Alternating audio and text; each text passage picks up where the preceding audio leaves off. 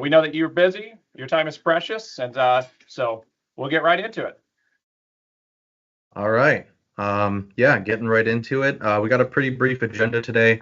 We're going to start by kind of talking about what's really going on in the background of all this cybersecurity nonsense, who actually is impacted by this, what kind of costs can be incurred by failing to notice these things, what you do have control over, and most importantly, how you can leverage this as growth. But first of all, Jason can more properly introduce the team. Absolutely. Thanks, Ben. So we're a small family-owned business with a close-knit team, and we operate like a big family. We're on a mission to help your business grow and protect what matters most. And I also want to give an introduction to Stu Lambert of Lambert Technology Solutions. I've known Stu for a good long time, and Stu is a fellow cybersecurity expert, fellow FBI InfraGard member. And in fact, I learned about FBI InfraGard through Stu. So Stu, can't wait to hear what you've got in your perspective. Thanks again for joining us here today. So, John, you want to fill people in on what's really going on? Sure. Thanks, Jason. The cybersecurity landscape has changed substantially and is continuing to do so. Hackers and hacking groups are becoming more numerous, more sophisticated, and they're comprising a growth industry. A 2023 Business Impact Report found that 73% of U.S. small business owners reported a cyber attack last year, and that includes data breaches and ransomware attacks. These aren't publicized as widely as the ransomware attacks on larger, more famous targets. Ransomware payments surpassed $1 billion, illustrating the escalating impact of these attacks. We're not even touching on the human cost and number of deaths among patients attributable to access and data denial by ransomware attacks on hospitals. This is certainly going to keep getting worse, and nobody's immune. Yeah, amen to that. And so who does this actually impact? Last week, if you were with us, we talked about Rockford Public Schools and a ransomware attack that thankfully didn't shut down the school, and thankfully didn't result in Rockford Public Schools having to pay somewhere in the neighborhood of $2.5 to $3.5 million. And yet it still cost them in the neighborhood of six figures to be able to hire the expertise to come in and mitigate the situation. Not to mention, it's kind of an eerie thing to have the FBI hanging out, in the office, right? Hey, what's going on? How do you, so I'm sure it created quite a bit of disruption. There was some data loss, and but today we want to talk about the Ascension Cyberattack, what that means for Michigan hospitals, but also larger scope. And before we dive right into that, I just want to acknowledge, in case you hadn't heard of this, it was in the news. This was end of last year, right? But casino giant MGM, they were shut down for was that a week, guys? I mean, was that it was a long time, and they gave the keys, to the kingdom simply by a group of hackers calls up MGM, impersonates or pretends to be, a help desk technician by simply looking up the guy's LinkedIn profile and says, "Hey, I lost my password. I can't log in." And MGM says, "Oh, here you go." And the next thing you know, they're losing a ton of money. I saw huge lines, people, angry mobs, forming because they can't get checked into their room, let alone go gamble away all their money, So, So with that, let's talk about chaos, in the medical system, and let's not forget what John just said, that this is affecting people's lives, right? So this is a roundtable. I want to be the one speaking the least, and I just want to invite you guys into this conversation. To give a little bit of background, A May 8th ransomware attack against Ascension, a Catholic health system with 140 hospitals in at least 10 states, locked providers out of systems that track and coordinate nearly every aspect of patient care. This includes systems for electronic health records, some phones, and ones utilized to order certain tests, procedures, and medications, the company said in a May 9th statement. So I'll start with that and kind of open up, give the other people a chance to talk, and then I've got some other, interesting, notes, observations that we've taken about this. No, I find that really interesting because I've been kind of doing some research and kind of like keeping track of some of the recent cyber attacks. And I saw another hospital. It's called Change Healthcare. It's by United Health, and they actually paid 22 million in Bitcoin to the hackers. Holy And- smokes, 22 million? Paid it Yeah. twice. Twice? Twice. I didn't even Oh know my. that. They originally had a ransomware in late February, early March, and then it just happened again.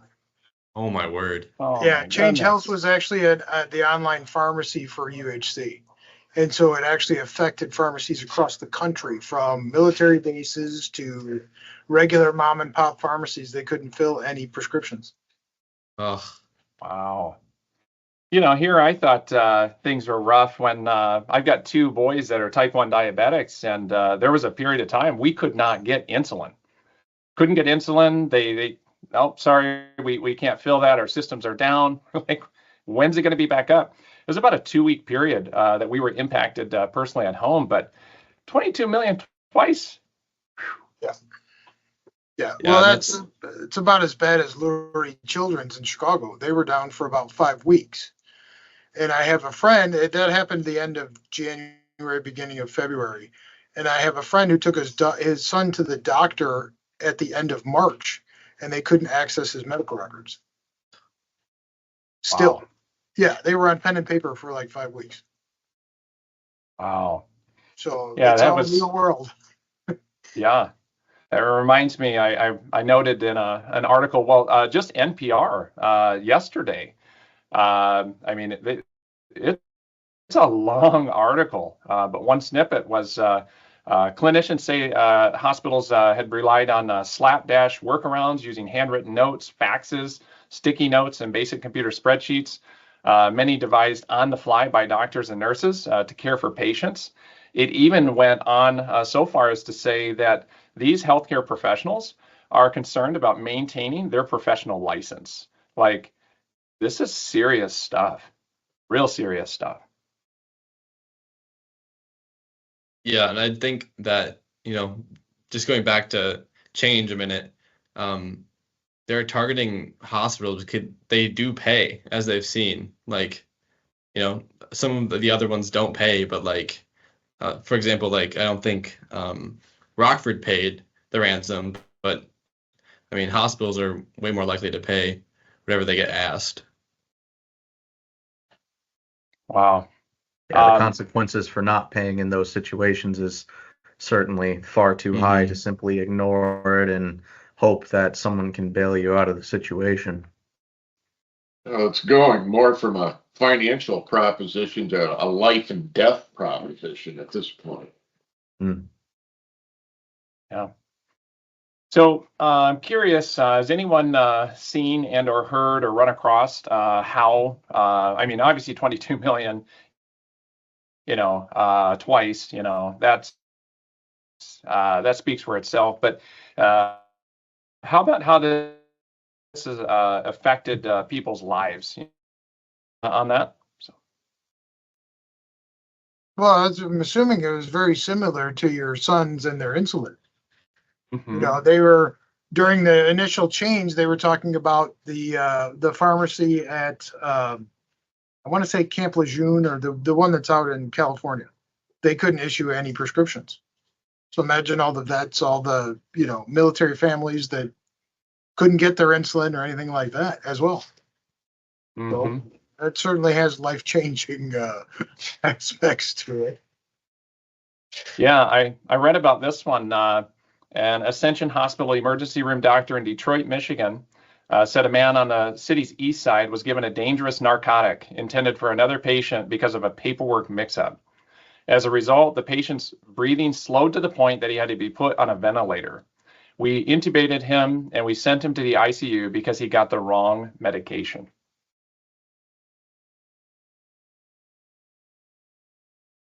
It's all very precise work, and throwing any kind of wrench in that system puts people's lives at stake. Yeah. They said Ascension Health actually occurred because of someone downloaded a malicious file. I didn't hear what kind, but that's what they said when then it affected their Epic line of business application. Yeah. I'll keep us moving here for sake of time so we can talk about how this relates to small business owners, to concerned employees, and what you can do to prevent this kind of stuff. But real quickly, there was a nurse, another ER, hospital ER nurse said a woman with low blood sugar and altered mental status went into cardiac arrest and died after staff said they waited 4 hours for lab results. They needed to determine how to treat her, but never received. If I started having crushing chest pain in the middle of work and I thought I was having a big one, I would grab someone to drive me down to the street to another hospital, the same ER nurse said. So, yeah, this stuff just sickens me. Oh, it is a sickening thing to see. Every now and then you see it all over the news. And other than the human cost, it's when you're dealing with something like that, there's always the financial cost. And the thing is that most of the financial things that happen with cybersecurity breaches don't really make the news because it's usually smaller companies with much less at stake getting hacked, getting breached, and losing their information. But for those companies, obviously, substantial financial losses are just a reality of it.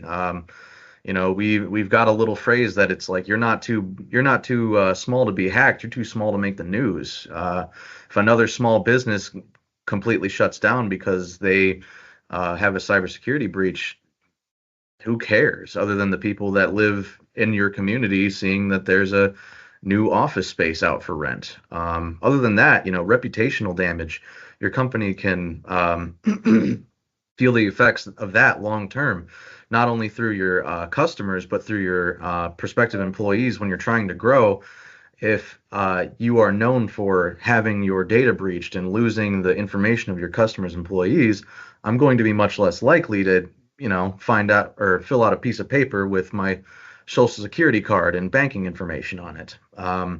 You got regulatory issues, especially in the medical field. If you're not strictly following HIPAA protocol, those fines come into play as well, and those can sink businesses just as easily. Customer distrust is an obvious one, and then C-level turnover is mostly just referring to the fact that in these sorts of situations, someone's kind of got to take the fall, because usually it means that there was neglect in some sort of situation, and that's usually someone pretty high up, and no one likes losing that kind of work, and no one likes having to hire for that kind of work. There is a bright side to all this. All of this knowledge can actually be used as an opportunity for growth. Absolutely. So how can you use this as leverage for growth? Well, when you partner with a trusted technology and cybersecurity provider, you enhance operational efficiency, protect intellectual property, and foster customer trust. Assessing your risk is the first step. So what do you have control over? How proactive you are in mitigating your risk, who you invest in as a trusted partner, and the speed at which you move. What we would like to do is send you out a free gift for joining us here today. We hope that you found this insightful, and we trust that you will find the free gift very helpful, as it goes through at a very simple, basic, but helpful level to help you understand the importance of updating your software, securing your files, requiring passwords, using a password manager, encrypting your data. So if it gets stolen, I mean, why not encrypt your data before it gets encrypted? And you got to pay $22 million to get it back. Hospital attention, please. And then using multi-factor authentication as well. And so with that, I want to give you guys a huge thank you for joining us. Team, thank you very much. Stu, thank you for your input. Yeah, have a great rest of the day.